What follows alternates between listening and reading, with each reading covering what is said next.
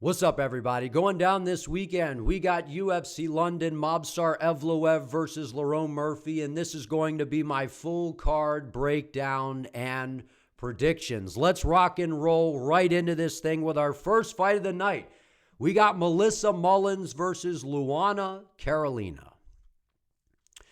So this feels like a striker versus grappler type of matchup, to where on the feet, Luana clearly has an advantage. She's a good kickboxer, good kicks from range, good footwork, good lateral movement, very hard to hit clean. She's got good defense.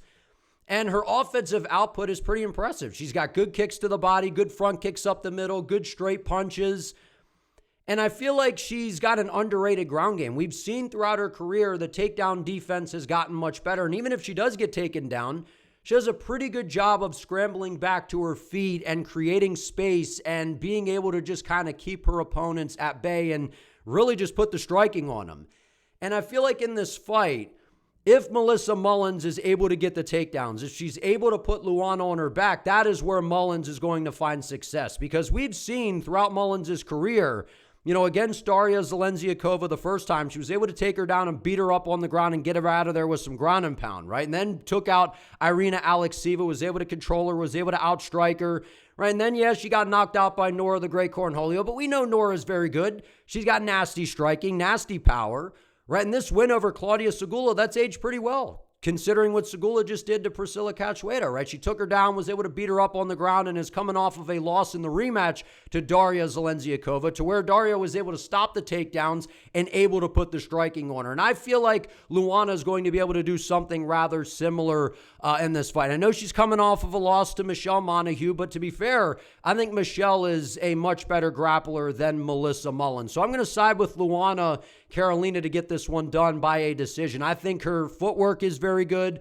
Her defense is good. And I think she's going to be able to shuck off some of these Mullins takedowns. And she's just going to be able to pick her apart on the feet and win a close decision. I'm going to side with Luana here to get it done. Pick and poke, kickboxing from the outside, good elbows, good knees and close. And I think she's just going to out-damage and out-volume Mullins. I think she'll have an answer for the ground game. Next, we got Shanelle Dyer versus Ravena Oliveira. So Dyer is making her debut here. She's coming off of a Contender Series performance where she did not get the victory, but it was an action-packed fight, right? Carol was out there, landing some big shots on Shanelle, but then Shanelle was getting right back in her face. This was a crazy fight. This was a high-paced fight. So Dana White saw enough. He's like, I'm signing them both. Right, so in comes Shanelle Dyer. She's got really good striking, very technical, fast on the feet, does have some power in everything that she does.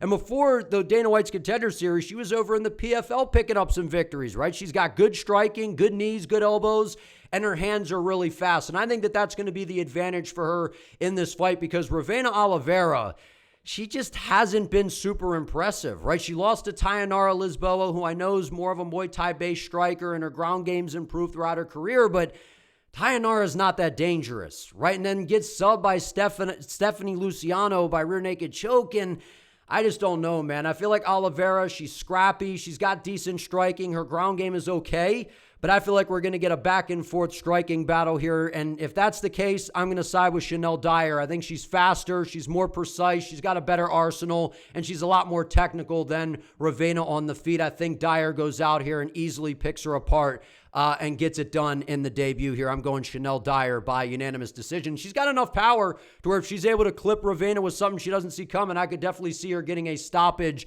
in the second round, maybe a late third round TKO, but I'll go decision here. I think she's able to outscore and make this thing look pretty easy. Ravena's a dog. She moves forward. She throws a lot of output out there, but she's a little too sloppy for a technical striker like Shanelle, who I think is going to make her pay for getting a little too wild. I like Dyer. She's got that dog attitude. She's aggressive. She's technical. I think Shanelle Dyer easily gets this one done. Next, we got Shamrock versus Abdul-Kareem Al-Selwady. Now, this is one that I've went back and forth on because Shamrock's kind of got that RDR thing going on here where he's just got the Looney Tunes striking. He's 5'11", 73-inch reach, got a big frame for the lightweight division. And in his UFC debut, he got absolutely dominated by Nerolo Aliv. But to be fair, Nerolo, in my opinion, would absolutely dominate Abdul-Kareem Al-Selwady. So that's a tricky matchup because Evloev, he's got really good wrestling, good pace, underrated striking, and was able to just kind of walk Shamrock down, put the boxing on him, take him down, and just keep chaining everything together to where it never allowed Shamrock to really have any room to operate, to where I could see Abdul coming in here and implementing a similar game plan, but we have not seen Abdul-Kareem Al-Selwady in 2 years, man. This is a guy that's been out of the octagon for quite some time, right? But when we see him in there, right, he had the nice Contender Series victory over George Hardwick. He's got solid wrestling, pretty good boxing. I could see him moving forward, putting the pressure on Shamrock, backing him up along the octagon side, letting his boxing go, because I think it's pretty safe to say that he's probably the better striker here, at least when it comes to the boxing. But Shamrock's one of these guys that while he's, awkward in there and the striking doesn't look particularly good, his kicks are pretty good. Good kicks to the body, good front kicks up the middle. I could see him punishing the midsection of Abdul in this fight here, getting after the cardio, taking some wind out of the sail. And if that makes Abdul comfortable on the feet, we tend to see him resort to the grappling if the opponents are getting the better of him on the feet. And I think Abdul's going to look to wrestle at some point in this fight. And that's where I think things are going to go south for Abdul-Kareem, because Shamrock, we can make fun of the striking all we want, man, where it looks Looney Tunes. He's falling all over the place, tripping over his home feet. It doesn't look particularly good. This dude has a nasty ground game. His jiu-jitsu is next level, man. His jiu-jitsu is really, really good, and that's definitely his best asset. It's just kind of spam kicks on the feet by any means necessary, get into these grappling entanglements, and I think at some point we're going to get into a grappling exchange, and that is where Shamrock is going to be able to find the back of Abdul, and he's going to lock in a rear naked choke and be able to get him out of there in the second round. So again, not super high on either one of these guys, man. I think Shamrock's striking, it's not particularly good. He's very kick heavy, which again, that could, aid into the takedowns for Kareem, getting a hold of a kick, dragging him down, being able to get into a top position, beat him up with some ground and pound. But we've seen Abdul, all 4 of his losses, I believe, are by KO. Now, the good thing for him here is Shamrock doesn't really have much power, at least in the hands, right? It's mainly in his kicks. But I think that Abdul at some point is going to look to grapple. And I think Shamrock in these grappling exchanges, that's a dangerous place to be. And I don't think Abdul is as good of a grappler as Evloev. That's a tough debut, man, Evloev. And if you watch a lot of Shamrock's fights before that, it comes across like a bat out of hell, landing these big kicks, gets a hold of guys, and it's all about creating a scramble, creating a grappling exchange. And I think at some point we get that in this fight, and I think Shamrock will take advantage of it and get to his jiu-jitsu and find the back of Abdul and be able to get a submission. I don't like the long layoff from Abdul. Now, I will say this.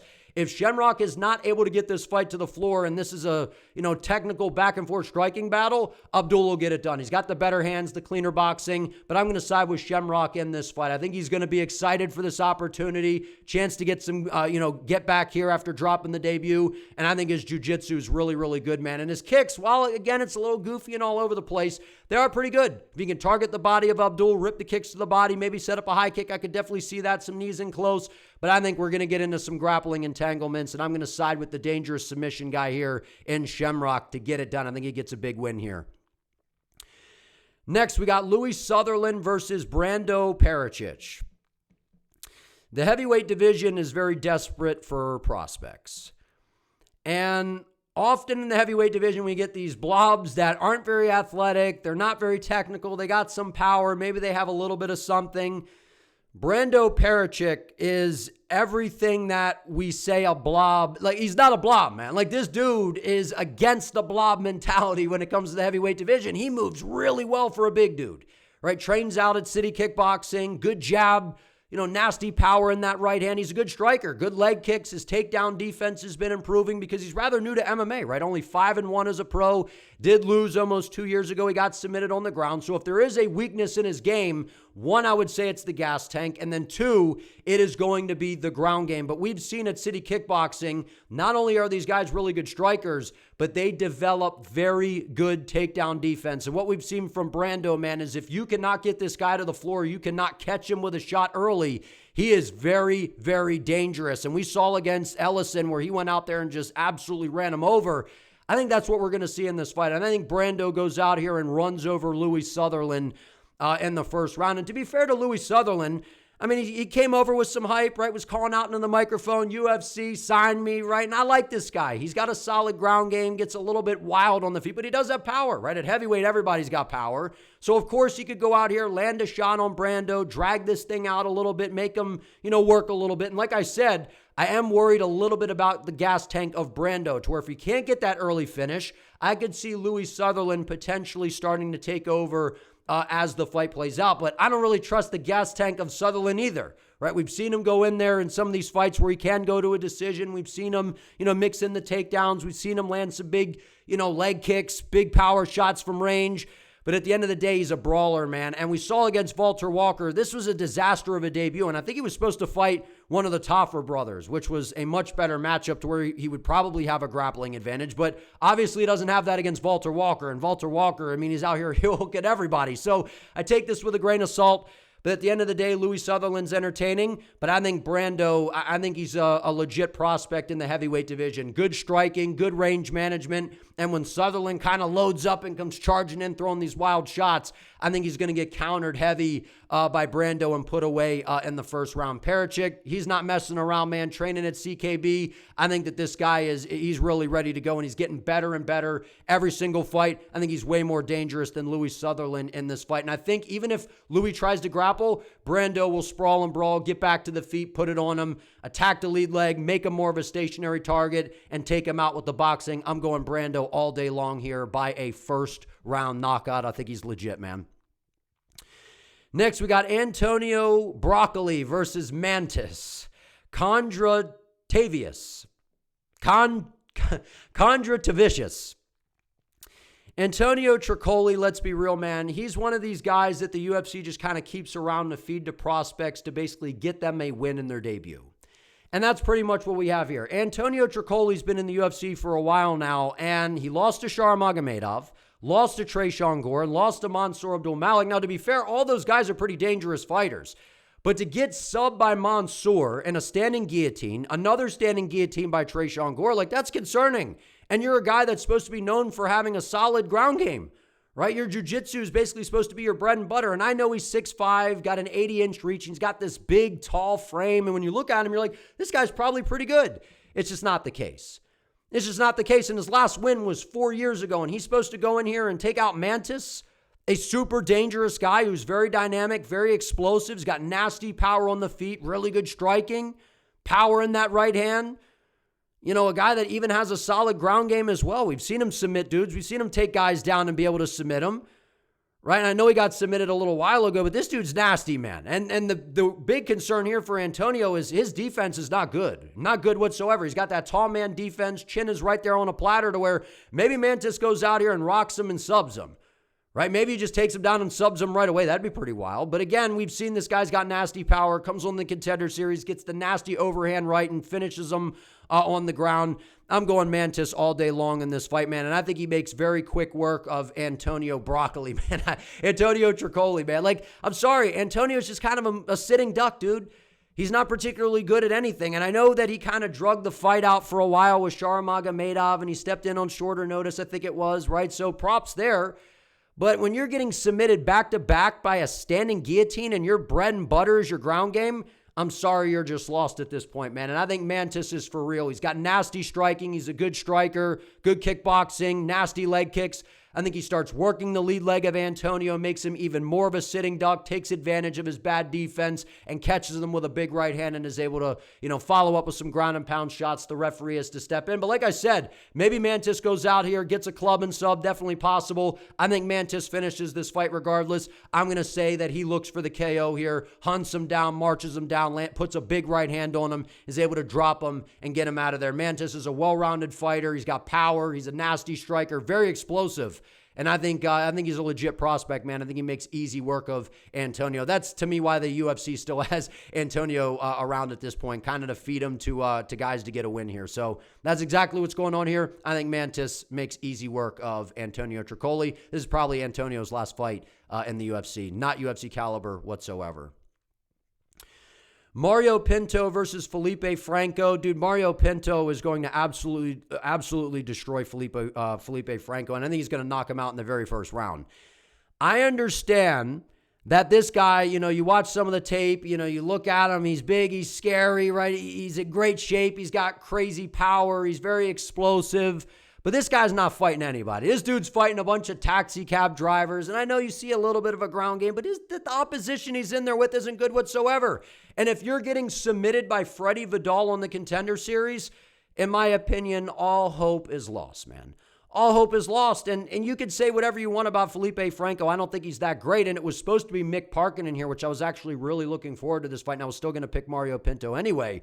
Mario Pinto, he's a legit heavyweight prospect. And I know we keep saying how heavyweight's very thin with prospects. Mario Pinto, he's one of the best heavyweight prospects on the rise, man. I mean, what he was able to do on the Contender Series against Lucas Camacho, put him out bad, man. That was nasty. Goes out there, starches Austin Lane. That was a nasty right hand that put him out bad. And then most recently, going out there and finishing Jonata Diniz, a guy that's got pretty good kickboxing, right? And that's what we see with Mario Pinto. He's got a well-rounded game, right? You see a lot of the striking. He's got power on the feet, moves very well, light on his feet, 6'5", 79-inch reach, and he uses it well, right? Dances around at range, closes the distance smartly, but we've seen that his ground game is actually pretty good. And maybe he comes out here and takes down Felipe Franco. Maybe he just bull rushes him, gets a hold of him, blast doubles him, takes him down, beats him up on the ground because he's got good ground and pound. He's got a slick submission game as well, but I think that he's going to come out here and just get a highlight reel KO against Felipe Franco, who to me, he's got some power, he's explosive. This is heavyweight, of course. He could possibly land some sort of shot. I don't think it happens whatsoever, man. Mario Pinto's good. He's fast. He's elusive. He's very, very well-rounded, and I think his technique on the feet is really good for the heavyweight division. I think he runs over Felipe Franco and gets a highlight reel KO in the first round. I think he lands a nasty right hand and is able to put him down and put him out pretty easily. But again, if Felipe Franco comes in here, surprises some people, is able to kind of test Mario a little bit, which I don't see happening, I could see Mario getting to the grappling, taking him down, beating him up on the floor, and getting a TKO stoppage maybe in round 2 that way. But I have a lot of confidence in Pinto in this fight, just going out here and running over Felipe Franco. He is head and shoulders above Felipe. Felipe, in my opinion, is nowhere near UFC caliber. This loss to Freddie Vidal, that is incredibly alarming. Mario Pinto, he's going to destroy Felipe Franco. Very confident in this pick. Next, we got Nathaniel Wood versus Losene Keita. This, to me, is the best fight on the card, probably, in terms of the action, in terms of just an absolute banger. And I've had a hard time picking this one because I see the scenario to where Losene Keita, this dude, it's almost kind of the Michael Morales effect, but in the featherweight division. He is big for this weight class, 5'9", and he just comes out guns blazing. Everything that Losene throws has a ton of power in it. He's not out here just trying to rack up points. He is just looking to take your block off, ripping nasty power shots to the body, bringing big hooks around the guard, nasty kicks as well. And he's got that kind of sprawl and brawl style, right? We've seen him get taken down end up on his back, have some issues with the ground game. But if this dude lands on Nathaniel Wood, it's going to be a serious problem. It's going to be a serious problem because I know he's coming over from Octagon. He's got a ton of height, man, and for good reason. I mean, you turn on the highlights, this dude is just starching people, and he's violent. He's very explosive. He closes the distance very, very quickly. But one of the things about Keita is his defense is a little suspect in terms of the takedown defense. If he, ends up on his back in this fight, right? His striking defense is a little bit suspect at times. This is just a very explosive athlete that's got dynamite in his hands, man. And I feel like it's one of those things where if he lands on Nathaniel Wood, it's not going to be a situation where, Jose Delgado drops you and you're able to recover. And we've seen from Wood, he's got good recovery, right? And I know Jose Delgado, he's a smooth criminal out there, switches stances well, good leg kicks, mixes things up well. But I thought Nathaniel Wood lost this fight. I thought this was a robbery, right? And I like Nathaniel Wood a lot. I'm just calling it like it is. Right? Beat Morgan Charrier. He's been taking out the prospects. He's rattled off some nice wins. Right? He's been beating some really good opposition, and he's well-rounded. He's the more technical fighter, and he's the proven fighter at this point. So it's really, do I roll the dice here and pick a guy that's very unproven in the UFC? Who, by the way, he was supposed to fight Patricio Pitbull when he couldn't make weight. So can Keita even make weight is going to be the question. Him coming down to the featherweight division, there's no question that he's going to be very big in this weight class. He's strong. He's explosive. I feel like Losene Keita, man, I feel like he's going to knock out Nathaniel Wood in the first round. And if he doesn't get the first round KO, I could see Nathaniel Wood battling through some adversity because I think that Keita is going to land on him regardless. I think he's going to land a massive shot on Wood and put him in a ton of danger. It's just going to be a fact of, does Keita follow up and finish him like I think he's going to? Or if Nathaniel Wood is able to kind of pull out one of these savvy, crafty type of performances to where he can recover, he can survive. I can see him starting to turn the tides in round 2 and 3 because Wood's very technical, man. He's the better, I'd say, more technical overall fighter. He's got good leg kicks, solid boxing, can switch stances on you a little bit. His ground game is pretty good. But I feel like this is kind of that almost Michael Morales-like effect where Losene Keita's got pretty good takedown defense, and on the feet, while he's a little bit hittable, all it takes is one shot from this dude, man. He just comes out like a straight-up berserker, man, throwing these nasty dynamite flamethrower-like shots. And I feel like Nathaniel Wood, a guy that's been clipped in a lot of these fights, he's able to recover, able to bounce back very well. I just don't know if you get hit by a guy like Keita that you're going to be able to bounce back and kind of battle your way through it. So I'm going to take a little bit of I know he's the favorite in this fight. I could definitely see Nathaniel Wood kind of, facing some early adversity, battling back in and just kind of taking over and being that tactician that he is and outscoring Keita and winning a decision.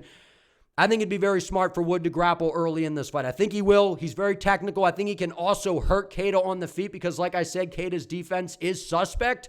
But, man, it's hard to watch Losene Keita's fights and not go, man, this dude's for real. He's very dangerous, very dynamic. Again, a massive step up in competition. But for him to miss weight in that Patricio Pitbull fight and the UFC to bring him back and give him this kind of opportunity, I feel like it speaks to the fact of what the UFC thinks of this guy, man. He's dynamic. He's exciting to watch.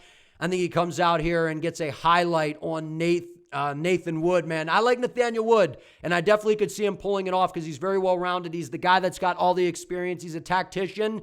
I just think that Keita, this is one of those dudes, man. This is one of those guys that you look at him and you're like, this dude's a my player in the featherweight division. He's got all the attributes. He's powerful. He's explosive. And even if Nathaniel Wood lands a couple shots on him, all it takes is that one big power shot from Keita, and I don't know that Wood's going to be able to recover from it if it lands. I'm going Losene Keita to get this one done by a round 1 KO. And, man, why doesn't the UFC put some respect on Nathaniel Wood, giving him a matchup like this? This dude's out here rattling off all these wins, and they got him out here taking on a dangerous prospect. So maybe he gets checked here by Nathaniel Wood. If there's a guy that could definitely do it, it would be Nathaniel Wood. He's the more tactical fighter, but sometimes that can be erased by an explosive juggernaut like Losene Keita. I think he comes out like a bat out of hell, gets in the face of Nathaniel Wood, and lands a big shot on him and is able to hurt him and follow up with some ground and pound and get him out of there. I think Losene Keita has a splash of a debut. I think he gets it done.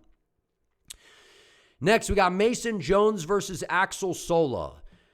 So this is another one that I've went back and forth on because Mason Jones is someone that I've been high on, right? He was in the UFC, and I think his only 2 losses are to Ludovic Klein and Mike Davis. So to 2 pretty good fighters.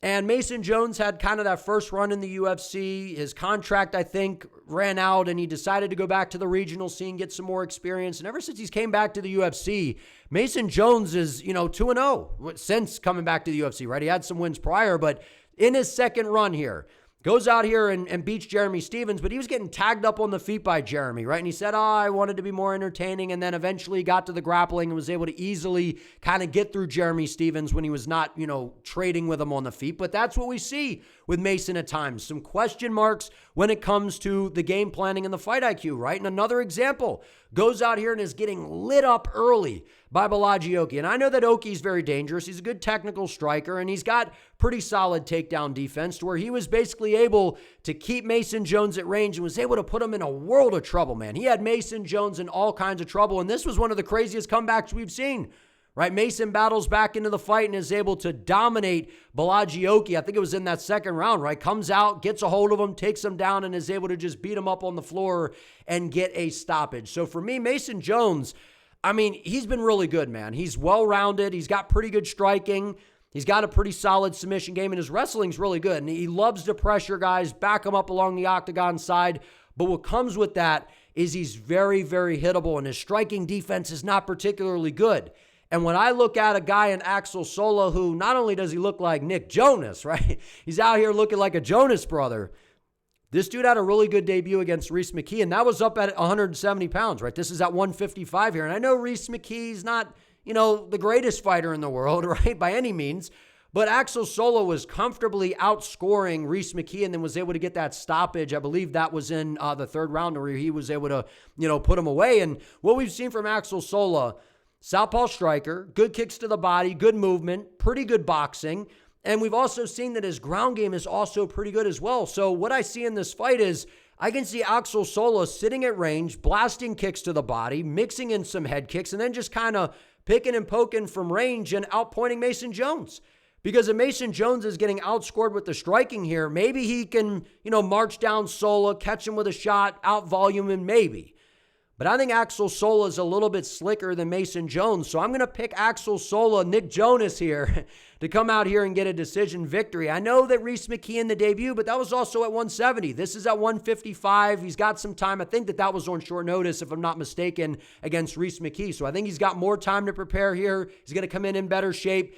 And I like his striking, man. He's very technical on the feet. He's, a little bit taller than Mason Jones, but we don't typically see that tall man defense from Axel Jones where he's kind of sticking his chin up in the air on a platter. And I think his defense is better than Mason Jones. And if things get dicey on the feet where Axel Sola is kind of tagging him up, I don't think that Mason's just going to be able to dominate Axel in the grappling. We've seen that Axel's got pretty good submission skills. He's scrambly on the ground, not an easy guy to hold down. I think that he's able to stuff the takedowns of Mason Jones and out kickbox him on the feet and keep this fight at his range, which is kicking range, get the boxing going. I like Axel Sola in this fight with the output and the fact that Mason Jones, I don't know that he's going to have a ton of grappling success in this fight. And I think Axel is going to be able to make Mason Jones pay for having some bad defense here. I think Axel Sola is not, I shouldn't say a bad matchup for Mason because Mason's the guy with all the experience here. He's kind of proven, right? On his first run in the UFC, has a win over David Onama, which that's aged really well. So Mason's complete. He's a good fighter, but for me, he's very, very hittable, and I don't think that he's just going to be able to run over Axel with the grappling. And if it's stuck on the feet, I think Nick Jonas can outstrike him on the feet. So give me Axel Sola to get this one done by a decision. Competitive fight. I think it's going to be a close one, but I think Axel gets it done. Next, we got Curtis Campbell versus Danny Silva, the Pink Panther. Now, this is another one, man, where I'm just like, I don't know, man. I don't know, because Danny Silva, what he's shown, right, and a lot of it is he's got, if he didn't fight Kevin Vallejos coming into this fight, now, obviously, he wouldn't have had a loss here over his past 5 fights, but it's almost like he's kind of getting this participation trophy, which, to be fair, it's very impressive. He went out there and basically had a kickboxing fight with Kevin Vallejos for 15 minutes. He didn't get knocked out. He was able to go out there, land some shots on him, and he's kind of been Vallejos' toughest test since he's been in the UFC, right? Outside of Vallejos losing to John Silva, you could say his toughest fight was probably Danny Silva, which is pretty crazy, right? But again, Kevin Vallejos was clearly ahead in that fight. But it's the fact that Danny Silva, training with Cub Swanson, he's a good striker, can switch stances, he's got good boxing. But I feel like the ground game is something that we haven't seen a ton of. And my issue with Danny Silva in this fight is he beat Angel Pacheco on the Contender Series, but Angel Pacheco, he's not that great, right? He's not that good. He's kind of a, I don't want to say a moving heavy bag, but he's a very hittable guy. And he's not the most dangerous opponent. So you can kind of just sit there and pick and poke at him and easily pick him apart. Right? And then he was able to beat Josh Kulabau by split decision, was able to beat Lucas Almeida, who's a pretty good striker, good leg kicks. But the thing about Danny Silva is in these fights that he's been winning in the UFC, he just hasn't been convincingly really winning these fights. They've been close. They've been close. And I know some of these fights you could say, maybe not a split decision. It was pretty clearly Danny Silva. But my point is, the judges are seeing a lot of his fights as just, he's not really pulling away with the separation. And while I'm a little bit worried because it is the debut of Curtis Campbell, he's got a lot of hype coming into this. Had a great Dana White Contender Series performance 5 months ago to where he absolutely dominated Demba Sek, took him down, beat him up on the ground. And that's what we've seen from Curtis Campbell, right? He's got a nasty submission game. Even though he doesn't have a ton of submissions on his record, his ground game's really good. His wrestling is good. He's got a ton of pressure, good cardio. On the feet, his striking is pretty good as well. I think if this stays on the feet for 15 minutes and Curtis Campbell has no grappling success, I think Danny Silva is able to outstrike him and win a competitive decision. But I'm going to say that Curtis Campbell is able to pressure Danny Silva and is able to do enough on the feet to gain his respect, is able to back him up, chain the grappling behind the striking to open up the takedowns, And I think Kurtis is just one of these guys that's going to be relentless. And it takes a relentless effort to be able to beat Danny Silva. You're going to have to get in his face. You're going to have to land some shots, get his respect. And I think Campbell will be able to do that. He's got some power, good kicks, good leg kicks, rips nasty kicks to the body. His hands are pretty good. But if this stays on the feet and Campbell doesn't really have any grappling success, I definitely see a world to where Danny Silva can outstrike him. But my concern for Danny is the fact that we haven't really seen too much of the ground game, and Kurtis is going to test it in this fight. But we've seen Danny Silva fight the better competition, right? And I know, again, a little bit of a participation trophy being like basically the best thing you've done is, you tested Kevin Vallejos, which is impressive, but you still didn't win the fight. And I think that obviously Vallejos is a much better striker than Campbell, but we know that Kurtis is going to come out here, look to mix in the takedowns. He's got good back takes. He has very good control on the floor. He's got good top pressure, some solid ground and pound as well.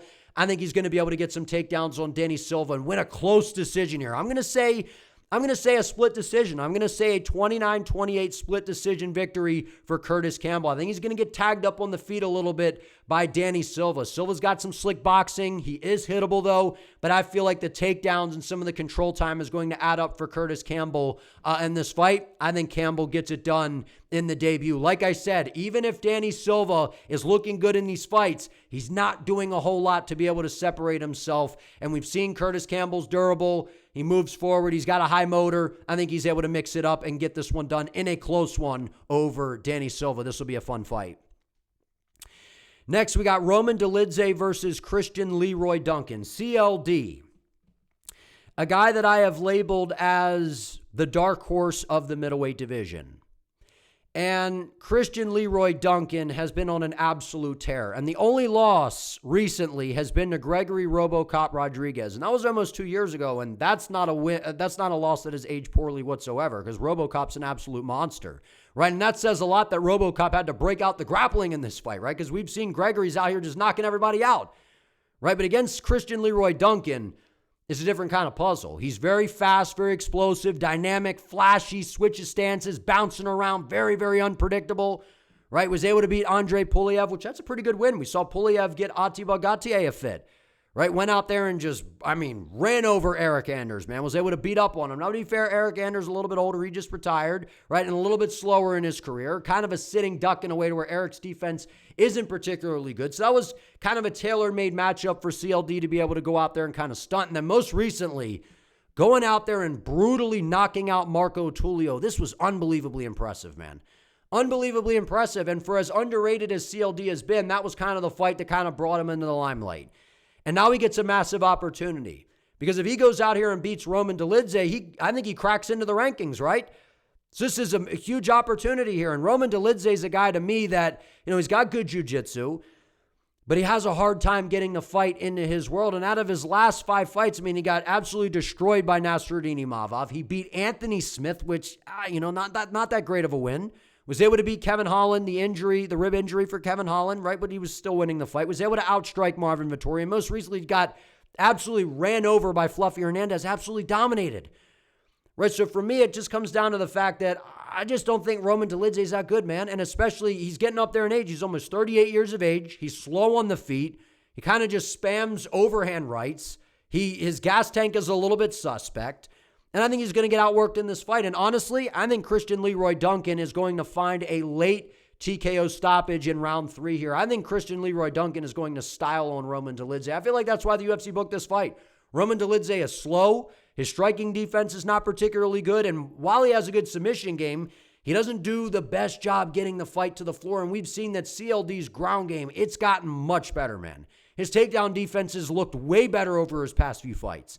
And I feel like CLD is just going to be able to utilize his footwork, stick and move from range, mix in some of these dynamic attacks to where eventually he's just going to be working Roman Dolidze, beating him up, and eventually in the 3rd round when the cardio starts to fade on the side of Dolidze, that's where CLD is going to be able to land maybe a knee to the body, kind of fold him, back him up along the octagon side, land some nasty shots, and then that's where the referee is going to step in and have to stop the fight. So I'm going to side with CLD in this fight, man. I believe in CLD. Maybe he just outscores Dolidze because we've seen Dolidze. I don't think he's ever been knocked out. He's as durable as they come, man. He's a dog. He's going to move forward, not going to give up on himself. And like I said, Dolidze's got a good ground game. So if somehow he's able to get this fight to the floor, which I think would be the best path to victory for him, if he's able to cause, some of these scrambles, some of these grappling entanglements, he could definitely find a way to submit CLD, but I don't think it happens, man. I think Leroy Duncan, he's an explosive athlete. He's wild in there, very dynamic, explosive.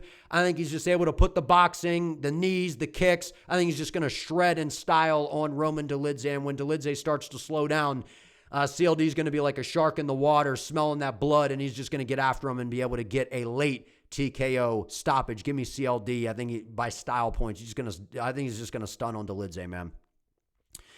Next, we got Iwo Baranuski versus Austin Lane. I mean, this is a disaster for Austin Lane. I mean, not only is this guy not really UFC caliber. I think he was on, the practice squad of the Jacksonville Jaguars. Like, he's clearly a good athlete. He's a big dude, 6'6", 80-inch reach. He's been at heavyweight all this time. And after all of these losses, man, and not just losses, getting knocked out by Justin Tafa, knocked out by Janata Deniz, and again, Rubelas to Spain, this was kind of a surprising win, but this was when we kind of figured, Rubelas to Spain, brothers, grappling is zero, no ground game whatsoever. Brutally knocked out by Mario Pinto, submitted by Vitor Petrino. If you want a prospect to get a highlight, you put him in there with Austin Lane. That's the unfortunate reality, and Austin Lane's a massive dude, and he's cutting down to 205. So a guy that already was getting knocked out a bunch at heavyweight, what's he going to cut down the light heavyweight and compromise the durability probably even more?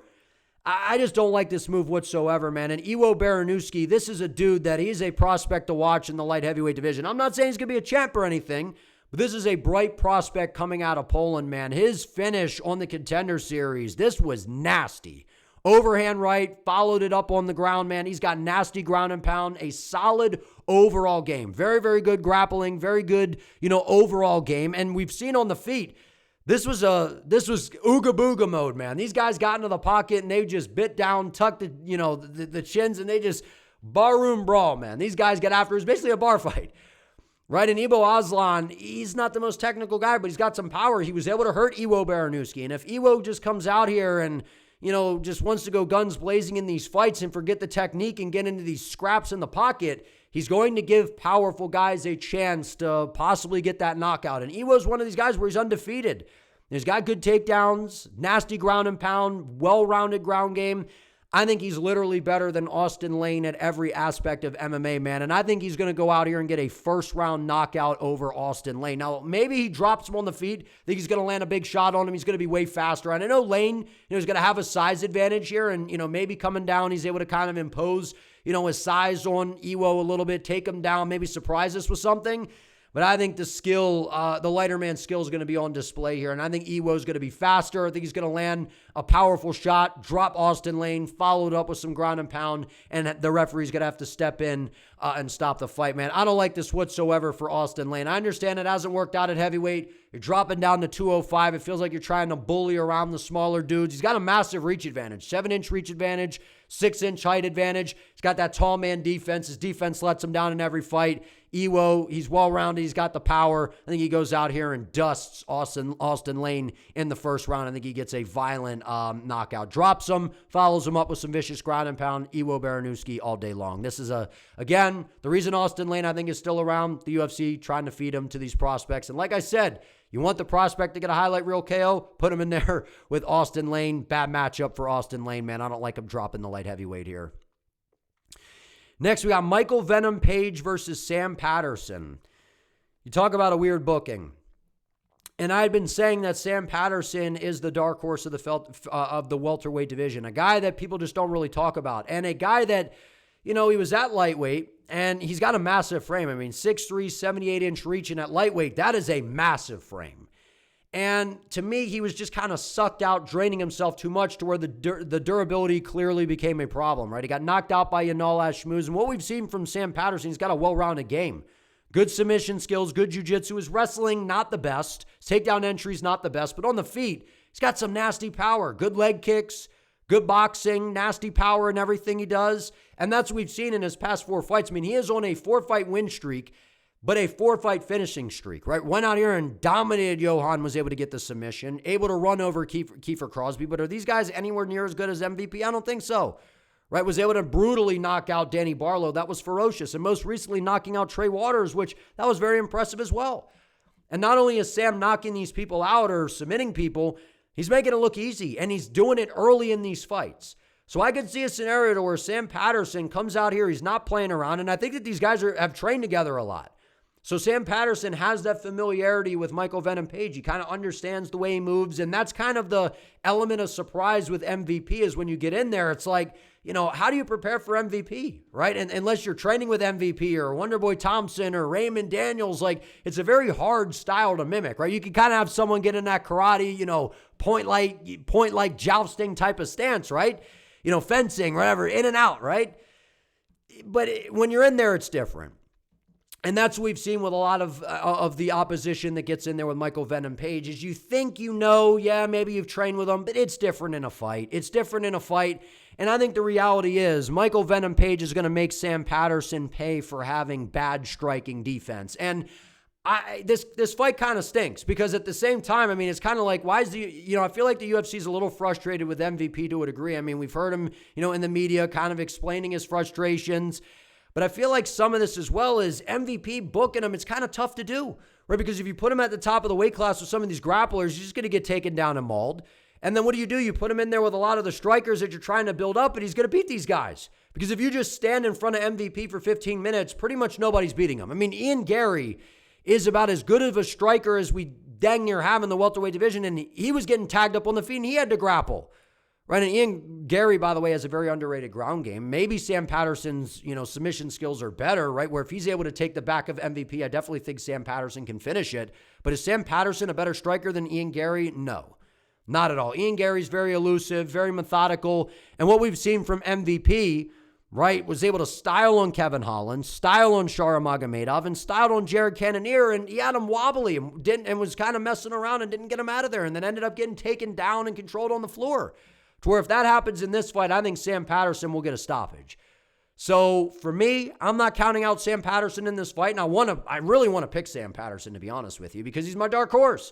But I didn't think he'd be getting thrown in there with a guy like MVP right now.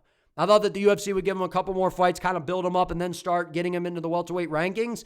But I feel like the UFC, maybe there's a little frustration with MVP. Kind of what do you do with him in terms of the bookings? Because, you kind of just want him to be able to go in there and entertain.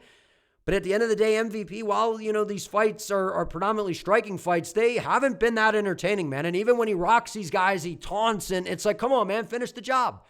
But I think in this fight, maybe Sam Patterson has some success, but I think Sam Patterson, for as good as his striking offense is, his striking defense is bad. His chin is up in the air. He's very, very hittable. And having, trained together, yes, that kind of maybe that's a perk for Sam Patterson, but I think that is also a perk for Michael Venom Page as well. There's not maybe going to be this as much of a feeling out process. Venom Page is going to kind of know the tells. He's going to know, some of the things that Patterson's going to like to do. I think Michael Venom Page, again, this isn't sparring, this isn't training. And when you're in there with MVP in the octagon, a lot of guys that look really good on the feet, he makes good strikers look like they don't know what the heck they're doing. So I think MVP, I think he's going to come out with a point to prove. I think he's going to have this kind of angry, ferocious attitude this fight. Maybe Sam gets him down. And if Sam Patterson gets him down, I think he's going to be able to submit him because Sam Patterson's got a really good ground game. So we've seen MVP in trouble on the ground before, right, against Cannonier, against, I think it was Logan Storley back in Bellator, to where he can be controlled if you take him down.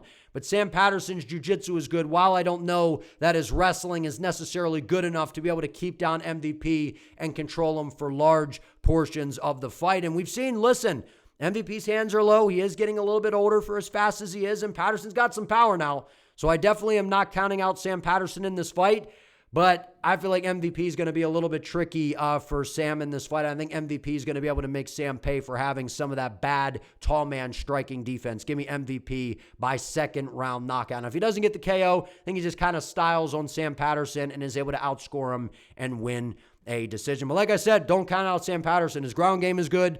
He, ever since moving up to welterweight, he's been a different guy, power in his hands, good leg kicks. And if you could time MVP on the way in like Douglas Lima did back in the day with that calf kick and threw that uppercut, that could be a path to victory for Sam. Timing an entry a page, landing something. But at the end of the day, his only loss in the UFC is to Ian Machado Gary.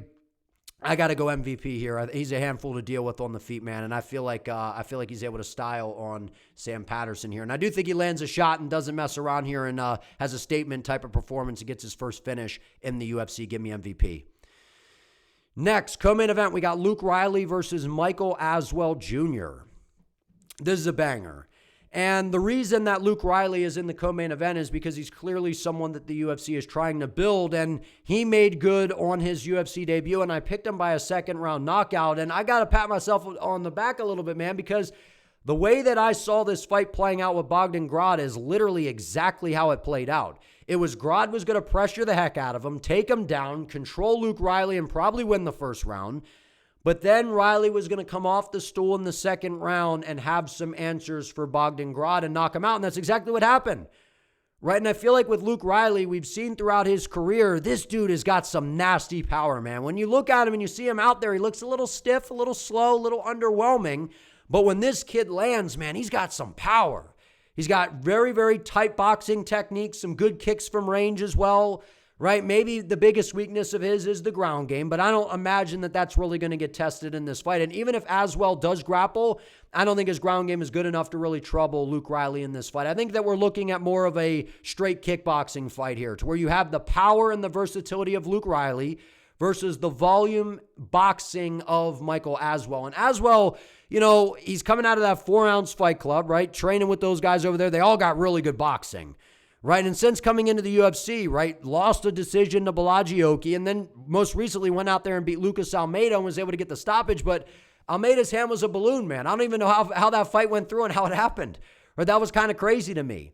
So Michael Aswell, he's got good boxing, good output, good cardio, to where if Luke Riley is not able to land those damaging shots to kind of, you know, sway the judges, you know, basing, you know, off of landing some big shots and putting Aswell in trouble, I definitely see a scenario to where Michael Aswell is able to go out here, put the, you know, the volume, the output, and the cardio on Luke Riley and able to win a decision.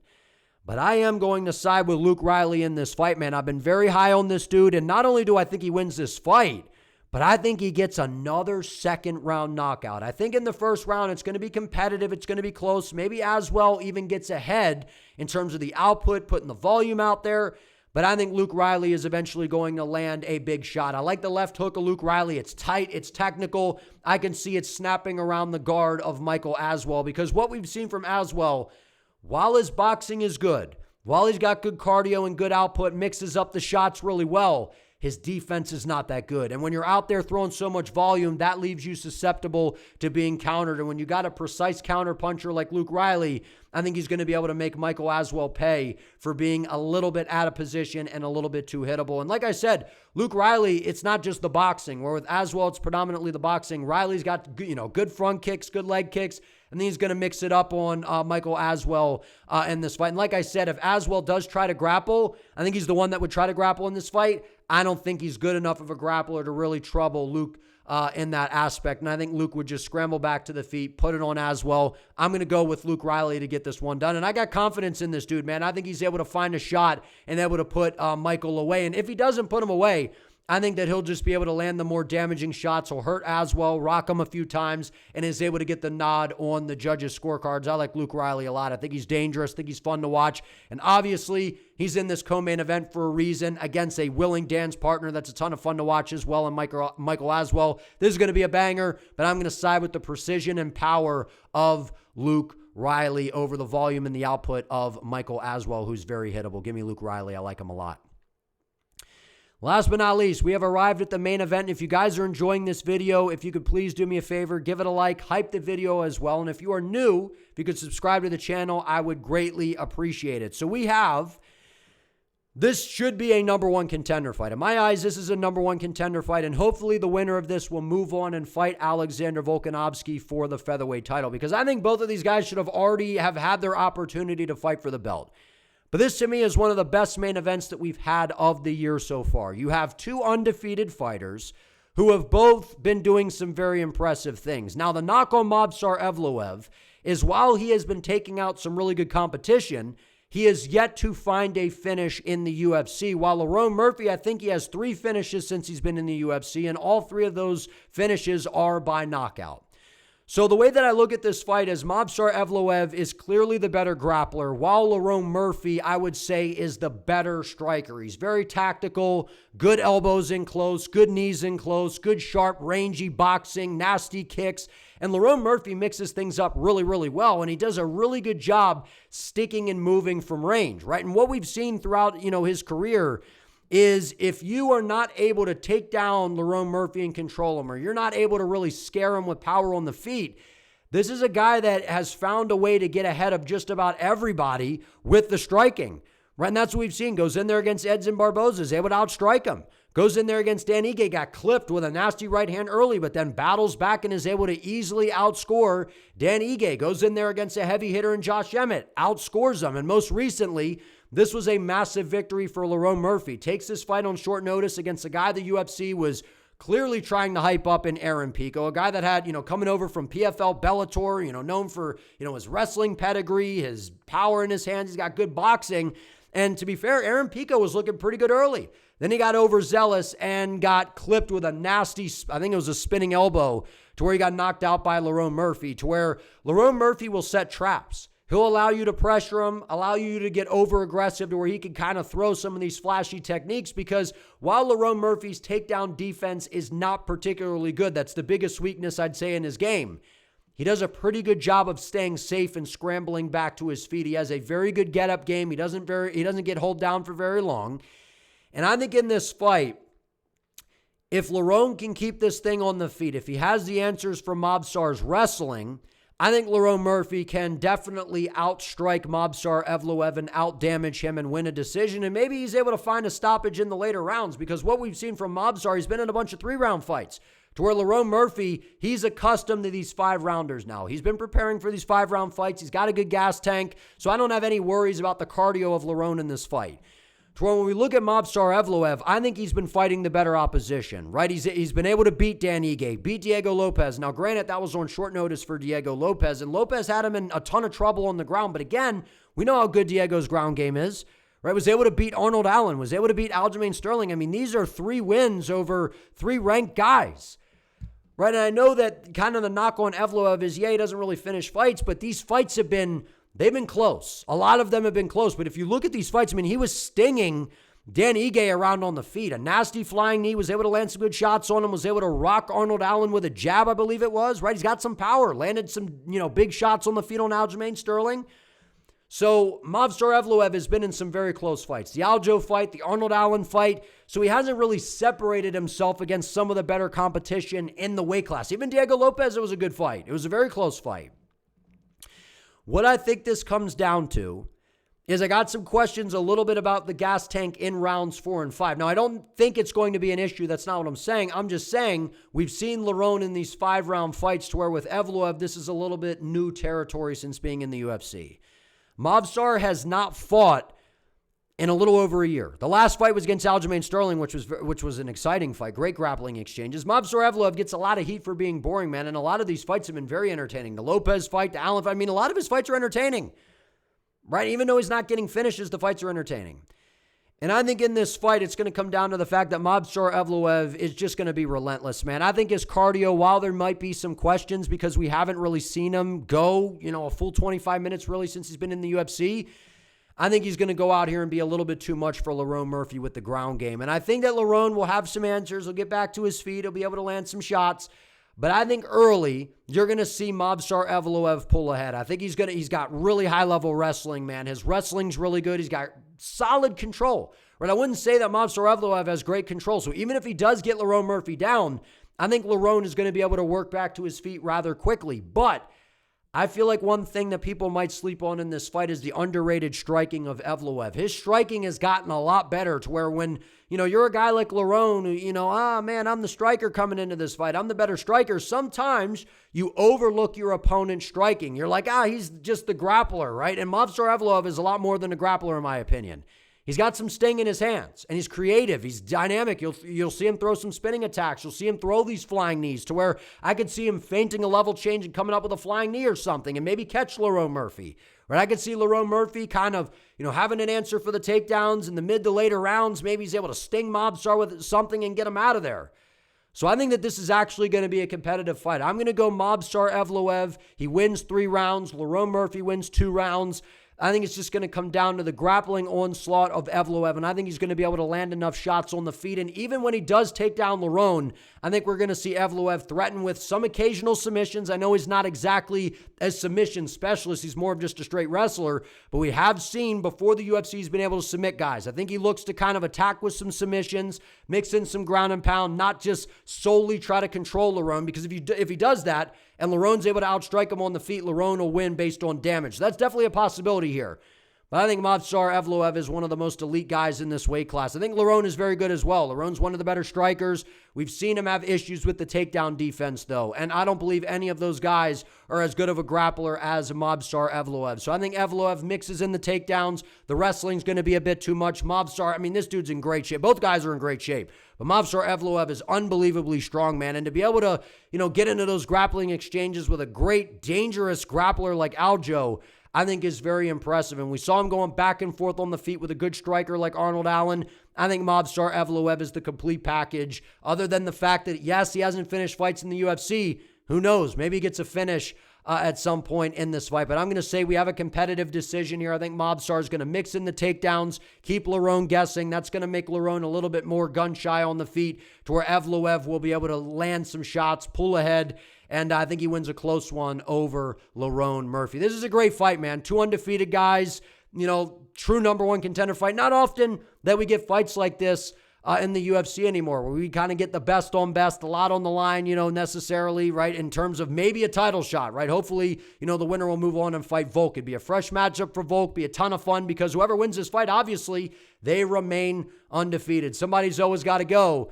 And I think Lerone Murphy is going to lose here to Movsar Evloev. I like the wrestling, the ground and pound, the control, some submission threat, not a ton, right? And then I think on the feet, Evloev striking, I think it's improved a lot throughout his career. And I know, he doesn't have a ton of power, but he's got some underrated sting. Even though I give Lerone the edge on the feet, when you're worried about the takedowns, Evloev starts introducing the grappling threat. It makes you maybe a little bit more gun-shy on the feet because you're worried about getting taken down. I think Movsar Evloev is going to chain everything together and outscore Lerone Murphy with control time, some ground and pound, and he's going to land a few shots on the feet that are going to get the respect of Lerone Murphy. I'm going Movsar Evloev to get this one done 3 rounds to 2 over Lerone Murphy. I'm excited for this main event, man. Elite MMA here. High level. Both guys are very good, but I think Evloev is going to be able to get this one done. So if you guys enjoyed this video, do me a favor, please give it a like, hype the video, let me know what you think down in the comments, and if you could please subscribe to the channel, I would greatly appreciate it. I will see you next time.